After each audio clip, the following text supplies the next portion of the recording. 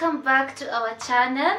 We are going to continue with the topic of conflicts, causes of conflict, and we have our facilitator with us. She will take us through. Karibu sana, madam. Thank you so much. Welcome back, our viewers.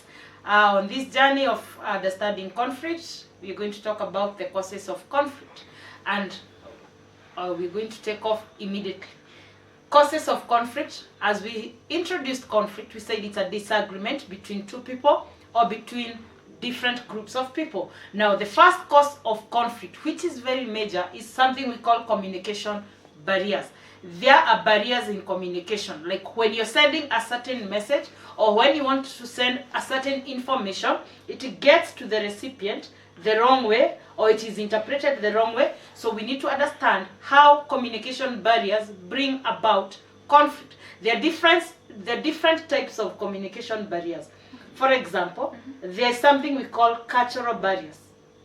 Cultural barriers, I can be having someone who belongs to this particular culture and has been sent to work in a place where there's another different culture, and the people who are there don't understand any other language. They just understand their cultural language. When they get to this place, they need to communicate. This person who is a visitor in this area doesn't understand the language of these people. These people will not understand the language of the person who has come. So there'll be a barrier in communication. And as they try to understand each other, there might be a conflict. Still on the cultural context, there's someone who can go to an area whereby there's a certain mode of dressing. And then they didn't know. Then they go, let's say you go in the Arabic areas, you dress in your trousers, you dress in your t-shirts, and you're a woman. When you try to talk to these people, they're not going to listen to you because they believe there's a way, there's a certain way a woman should dress. But before you went to this place, you never did your research or you never knew. You went there innocently.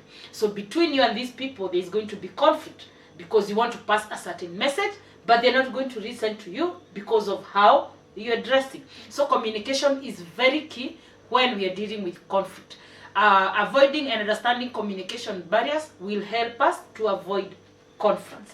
And every time we are communicating, we always say, listen to even the things that are not being said by words.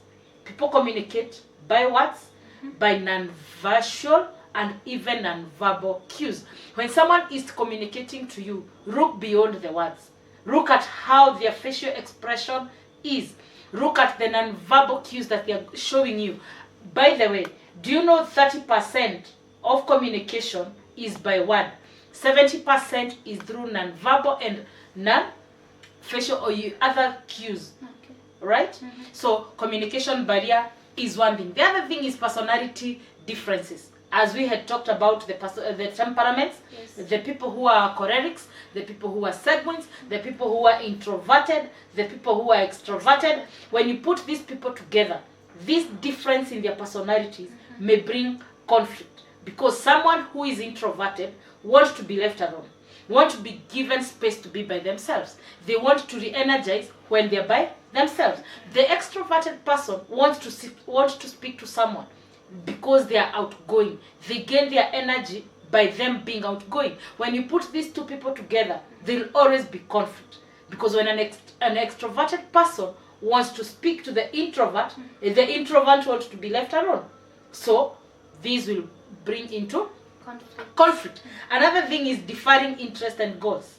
The goal that I have and the goal that you have. We are in one team. Remember when we talked about the types of conflict? Yes. There's the interpersonal, there's the intra, and there's the intra-group and the inter-group. You're in one group. Your vision and your goals are different. Now, as you try to fight towards achieving your visions and towards achieving your goal, and you're having different interests in the same group, it's going to bring about conflict because the group rules says A, B, C, D, but your interests are C and D. These will always bring into conflict. Scarcity of resources. We have seen different tribes fighting.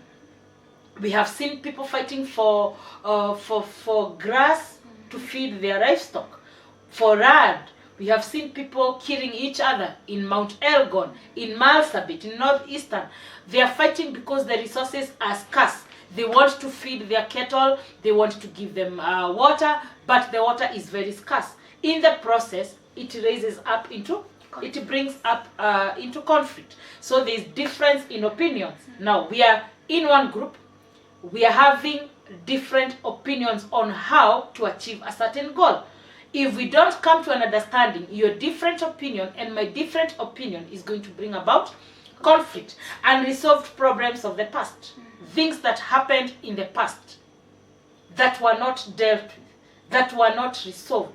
That's another cause of conflict. In marriages, if you get into marriage, for example, with your past traumas, with your past pains, and your spouse does not understand you, what will happen?